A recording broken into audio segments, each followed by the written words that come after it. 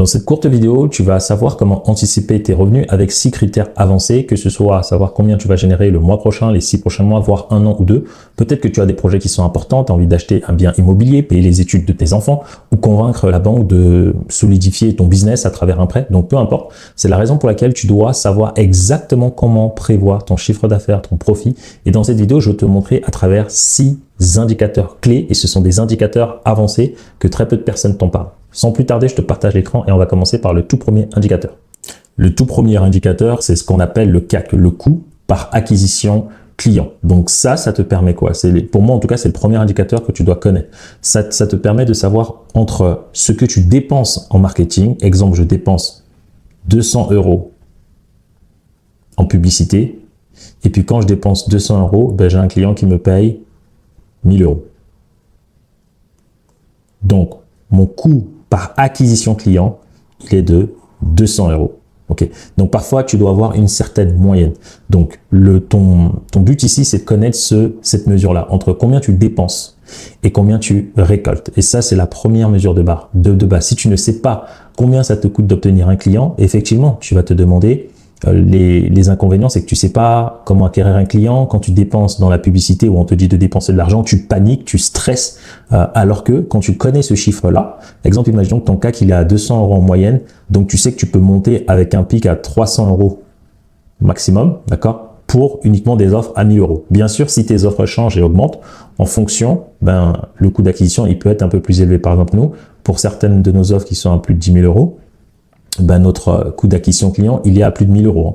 Il est entre 700 € et 1500 €, pour te montrer l'exemple. Ok. Donc ça, c'est normal. Donc ça va dépendre de tes offres, le prix, parce que plus tu vas chercher des clients qui sont à étiquette et premium, et donc moins il y a des personnes sur le marché, donc plus tu vas devoir avoir plus de profils afin d'avoir des personnes qui ont les moyens aussi de payer les offres que tu proposes.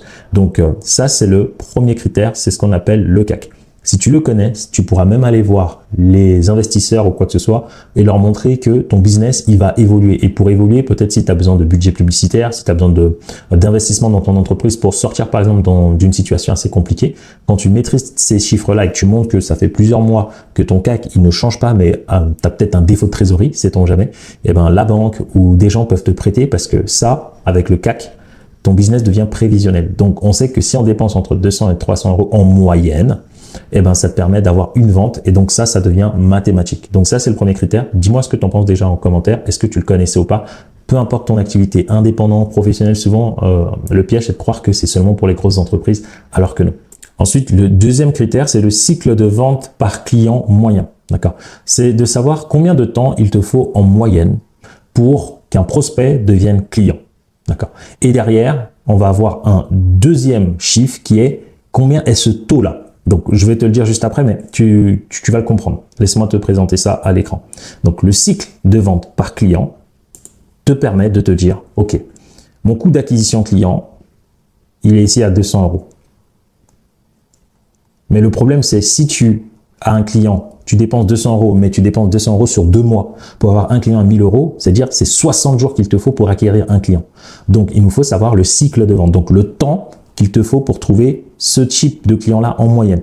Donc, ton cycle de vente, il doit être le plus court possible. D'accord. Donc, moins de 30 jours. Pourquoi? Parce que en moins de 30 jours, ça te permet de payer tes charges chaque mois et puis de renouveler. Donc, nous, c'est ce qu'on veut. On veut des cycles le plus courts possible. Donc là, c'est par exemple, pour trouver un client à 200 € qui te paye 1000 €, d'accord? Il te faut 30 jours. Et là, tu peux savoir, OK, moi, je sais que quand je dépense 200 €, j'ai 1000 €. Mais en combien de temps? Donc, tu peux voir la banque, les investisseurs pour leur dire, quand je dépense 200 €, j'ai 200 €, je l'étale souvent sur 30 jours. Et donc, ça fait environ 10 à 7 € par jour, si je ne dis pas de bêtises. Et donc ici, le but, donc on peut à 10 €, on monte à 300 €, donc c'est un peu moins. Donc je pense que c'est 7 à 6 € par jour. Mais le plus important, c'est pas ça, c'est de pouvoir faire la corrélation en disant, moi quand je dépense 200 €, je sais que j'ai des clients dans tous les cas et en moyenne, ça me met 30 jours pour signer un client lorsque je dépense 200 €. Le but, c'est que ce cycle-là de vente soit le plus court possible. Donc si tu arrives à dépenser 200 € en 30 jours, le but, c'est de réduire le cycle de vente pour faire en sorte que toi, tu sais que à chaque fois que tu dépenses 200 €, eh ben, tes ventes, c'est pas 30 jours, par exemple, tu peux passer de 30 jours à 15 jours. Tu peux passer de 15 jours à 24 heures. Et ça devient cool. Donc, quand tu dépenses 200 € par jour en publicité et que ces 200 € te permettent de générer 1000 €, et ben en fait, à la journée, tu es rentable. C'est-à-dire, ta pub, dès que tu investis, dans la même journée, ou 24-48 heures, le temps que les gens prennent rendez-vous, où il y a des achats automatiques, et ben tu deviens très rentable. Et là, déjà, c'est les deux premiers critères. Donc, dis-moi si ça te parle. Le premier, c'est le coût par acquisition client. Après, c'est le cycle de vente par client. Donc, en moyenne, je paye 200 €, mais c'est pas pareil si le client, il vient en 60 jours, en 30 jours, en 15 jours ou en 24 heures. OK? Donc, ton but, c'est d'améliorer ces chiffres-là et de réduire au maximum le coût par acquisition client. Mais des fois, selon tes offres, tu ne pourras pas réduire. Quand tu cherches des meilleurs clients, bah, sache que ça va te coûter relativement cher. Ça dépend aussi du marché et de la concurrence. D'accord? Le but ici, c'est pas trouver le moins coûteux, c'est de trouver ce qui te ramène les meilleurs prospects qui vont vraiment investir dans ton projet, pour ton offre de prestation de produits. Et puis ensuite, on passe au troisième critère.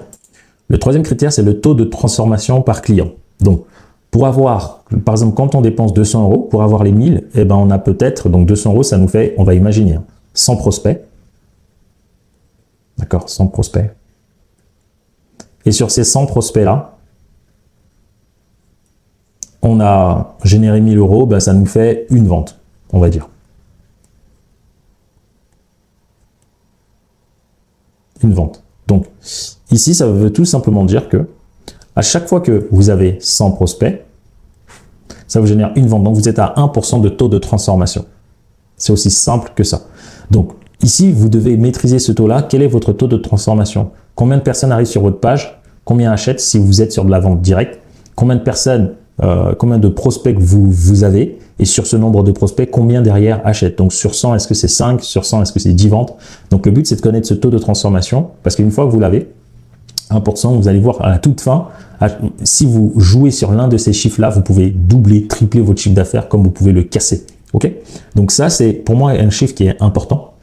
Peut-être que vous ne le connaissez pas, mais ce sont des critères avancés. Ton taux de transformation, tu dois le connaître. Sur X prospects, combien j'ai de clients? Et tu dois avoir un taux. D'accord? Parce que quand tu as ce taux-là, tu maîtrises. Donc tu sais que, ok, quand par exemple, je dépense 200 € et que je vois que à 200 €, je n'ai pas mes 100 prospects, je sais que, il y a un truc qui se passe. Là, ça me coûte un peu plus cher. Ok. Donc, j'aurai moins de 100 prospects, donc ça va me coûter plus pour générer 1000 € pour avoir cette vente-là. Ainsi de suite. Ok. Donc, si ça, c'est bon, on va passer au quatrième critère. Le quatrième critère, pour moi, c'est le plus important, c'est le profit. C'est combien il te reste réellement dans ta poche. Ça veut dire, après avoir tout payé, tes charges, tout, combien il te reste d'argent qui te permet d'investir dans ta recherche et développement, dans ton marketing, dans ton business, dans plein d'autres choses. En fait, tu peux le réinvestir un peu partout, cet argent. Et c'est là où c'est important. Donc, pour moi ici, c'est de loin l'un des chiffres les plus importants, le profit. Beaucoup de personnes vont dire, je gagne tant, je fais tant de revenus, etc. Mais moi aujourd'hui, pour moi, la liberté, elle est ici. La liberté, elle est là. Peu importe combien tu gagnes, plus tu as du profit, mieux tu es. Mieux vaut avoir un business qui fait moins de chiffre d'affaires, mais avec plus de profit, qu'un business qui fait des millions de chiffres d'affaires avec zéro de profit. Parce qu'il y a beaucoup de TPE, PME qui sont dans ce cas-là. Donc le profit, c'est clairement après avoir payé tes charges, les impôts, tout, combien il te reste en plus dans ta poche. Plus tu vas être fort à avoir cet argent-là en plus, plus tu pourras faire littéralement tout. Parce que plus tu as du profit, d'accord, plus les entreprises vont te donner de l'argent, plus tu peux investir, plus tu peux déléguer, plus tu peux anticiper, former tes équipes, plus tu peux prendre des bureaux, plus tu peux avoir des locaux. Donc les grosses entreprises que vous voyez avec un grand centre de développement, de recherche et de développement, c'est parce que leur prix d'offre est élevé et donc ils ont beaucoup de profit. Et avec beaucoup de profit, ils peuvent avoir de meilleurs locaux, de meilleurs bureaux. Vous pouvez travailler dans un meilleur environnement, donc vous pouvez vous acheter un meilleur équipement pour faire vos vidéos. Vous pouvez faire des conférences avec vos clients, les emmener dans des beaux endroits. Mais pour ça, il faut avoir quand même suffisamment de profit. D'accord? Pour réinvestir en plus. Ou sinon, vous pouvez mettre de côté. Vous pouvez l'utiliser pour autre chose. Et donc, pour moi, ce critère-là, il est très, très, très important. Ensuite, on passe au cinquième. Donc, le cinquième critère, c'est ce que on appelle ça la rétention client. Rétention client, je vais faire plus simple. Rétention client. Donc, c'est lorsque vous avez un client qui vous paye 1000 €, dans sa durée de vie en moyenne, est-ce qu'il vous paye seulement 1000 € ou est-ce que vous avez payé 200 €, le client vous a payé 1000 €, mais dans les 12 mois à venir, donc c'est souvent sur 12, sur 24 mois, est-ce que en moyenne, les clients, ils réactualisent peut-être leur contrat? Donc en fait, quand je paye 200 €, oui, j'ai une vente à 1000 €. Mais si en moyenne, sur toutes mes ventes à 1000 €, j'ai plusieurs d'entre eux qui me reversent encore 1000 € dans la même année ou en moins de 2 ans, ça fait que quand je dépense 200 €, en fait, ça me fait gagner pas 1000, mais 2000 €. Et en fait, là, ça va dépendre. Le coût par acquisition client, on peut le faire soit sur le prix de vente immédiat, donc 1000 €, soit on dit combien j'ai dépensé et en moyenne, combien me rapporte un client sur sa durée de vie dans l'entreprise. Et donc là, je ne mettrai pas 1000, mais je mettrai 2000. Et ça, c'est un chiffre, vous pouvez faire les deux, mais moi, je le mets ici dans la rétention client. Donc dans la rétention, ici, je laisserai 1000 et ici, dans la rétention, je ferai, voilà, finalement, ma rétention client, c'est 200 € et un client, sur son cycle de vie, il génère 2000 € pour mon entreprise. Et là, en termes de rétention, c'est pas mal parce que pour le même budget, on gagne beaucoup plus. Et donc là, ça devient rentable. Et donc, c'est normal qu'au lieu de dépenser peut-être 200 €, je serais prêt à dépenser 400 € pour trouver juste un client à 1000 €. Pourquoi? Parce que dans tous les cas, s'il réinvestit chez moi, ça fait 400 € et 2000 quand même. Et donc, votre rétention client, c'est vraiment un critère important à maîtriser. Plus vous allez être bon à augmenter la rétention client, plus vos clients vont aimer être avec vous, plus vos clients vont vouloir vous donner plus d'argent parce que vous leur apportez plus de valeur. Et puis derrière, vous, ça vous permet de dépenser moins et d'augmenter au fur et à mesure du temps vos revenus.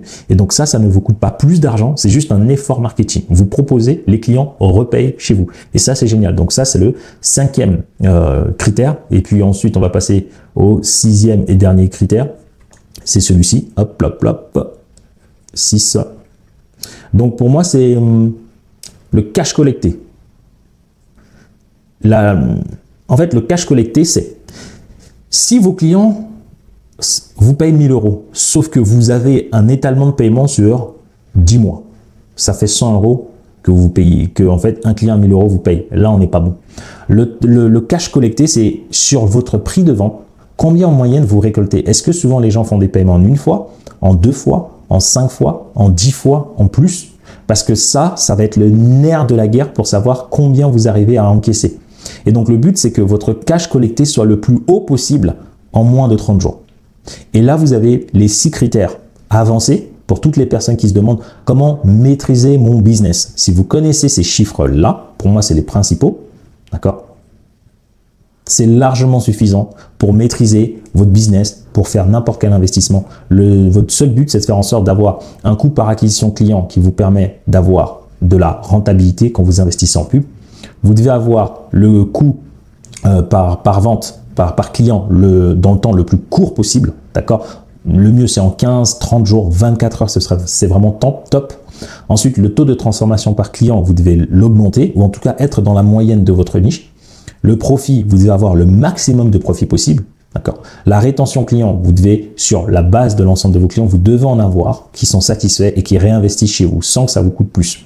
Et puis derrière, le cash collecté, plus vite vous collectez le cash sur vos prix, plus vite vous allez être extrêmement rentable et profitable pour votre activité. Donc ça, c'était les 6 critères. Je ne sais pas si certains parmi vous ont peut-être des questions ou autres.